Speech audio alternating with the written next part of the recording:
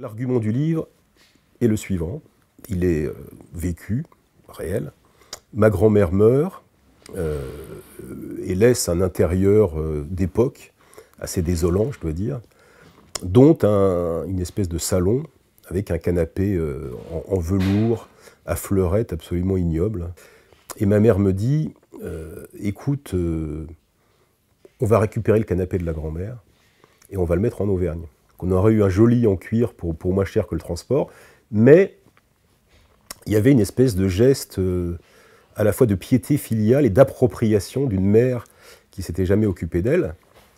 Donc on n'a pas osé discuter le bien fondé économique de la chose, qui était loin d'être évident. Et donc mon frère, ma belle-sœur et moi avons pris un week-end de Pâques, 3 jours, pour faire 1000 km, aller-retour dans le Cantal, avec un canapé dans une camionnette de location.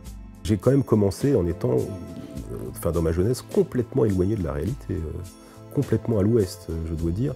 Je ne savais même pas ce que c'était le réel. Et quand j'allais en Auvergne, c'était uniquement pour m'éloigner de tout, passer la journée dans les forêts et ne plus rien voir, ne plus être enfermé dans l'imaginaire le plus total. Et ça a beaucoup évolué parce que on vit et la vie vous rappelle à l'ordre. Comment est-ce que je peux allier le réalisme et l'imaginaire? Comment est-ce que je peux allier une espèce de violence et une forme de complexité? C'est devenu même une espèce d'idéal esthétique. Et c'est ça la boxe, c'est faire exister deux corps l'un par rapport à l'autre au fond. Et la littérature c'est comme ça, c'est faire exister deux consciences dans le rapport réciproque. Je veux du réel, mais en disant je veux du réel, je suis dans l'imaginaire. Et le réel forcément répond, vous l'avez, mais vous l'avez dans la gueule.